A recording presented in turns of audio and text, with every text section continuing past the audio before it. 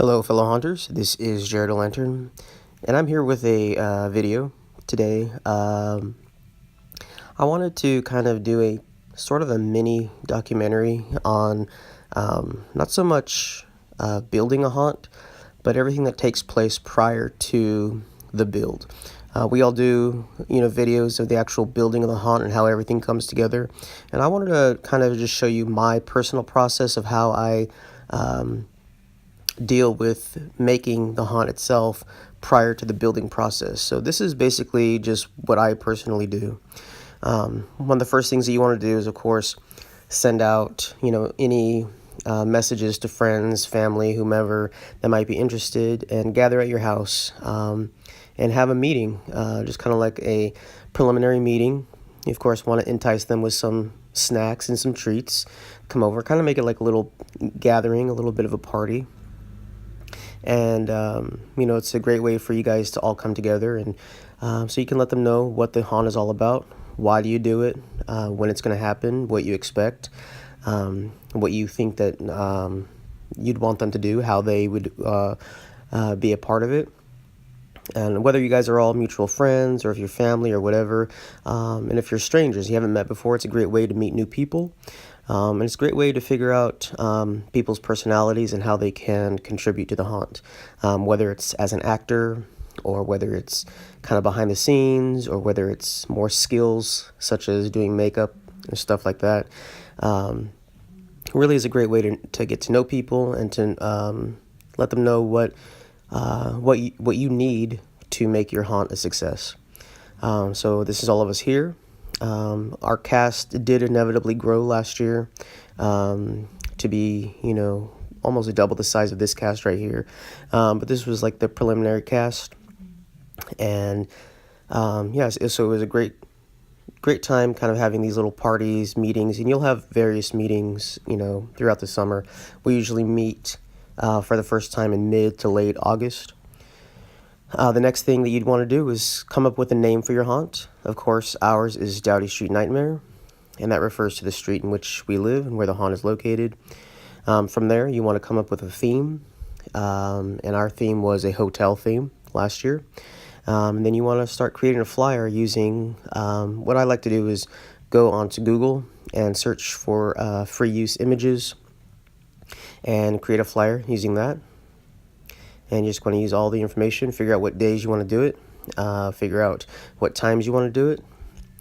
And then the next thing that we do is we choose a charity that we would like to accept donations for. Now, living in California, by law, we cannot charge admission fee for a haunt. The only way you could do that is if you have like a bunch of permits and everything, which we don't want to go through that. But you are allowed to accept donations. So we went ahead and did that. And we chose Relay for Life, great cancer research thing. And so we chose Relay for Life, and that worked out really well. Next is you want to start figuring out who's going to be doing what for the building process. Are there people that are better skilled with like woodworking? Are there people better skilled with like electricity type of stuff?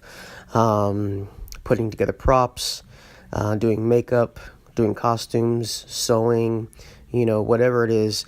But the main point is to make sure that all of your cast members are really actively involved in the building process prior to the haunt. You don't want everybody just coming on the day of the fun stuff, of the actual scaring and of the days of the actual haunt. You want to make sure that they are, really involved in every step of the process so that they know exactly what's expected of you and of the haunt. It is your haunt, so you are basically in charge, and so take charge and make sure that they know what your expectations are, and also get to know what their strengths and their weaknesses are. And so when you're building and you're in the process of building and everybody they do as much as they can in the helping process, you get to figure out where they would go best in the haunt. And I really did figure that out during the building process, who would do well with the big scares, who would do well with the small scares, who would be better behind the scenes, and who even would be good for being like security. Another thing I like to do is attend Halloween conventions during the summer. This was Scare LA. This one takes place in early August. It's a great way to get a lot of great ideas for your haunt. They have like little mini walkthroughs, and you can of course buy a lot of cool stuff for your haunt as well. And above that, of course, it's just a lot of fun. Of course, closer to Halloween in October, you can attend local professional haunts. And you just saw one from that was Pirates of Emerson. That's in Northern California. And this one, this is a picture from Hobbs Grove, and that's in Central California. A great haunt in Central California. So, once you're doing that, you're able to really bring your haunt together and have some great ideas. The next thing you want to do is possibly get some promotion involved. Now, one amazing thing we were able to do is we were able to actually go onto a local radio station this past year, about a week before the haunt, and do some really awesome promotion on the radio for the haunt, and that really did get us a lot of recognition.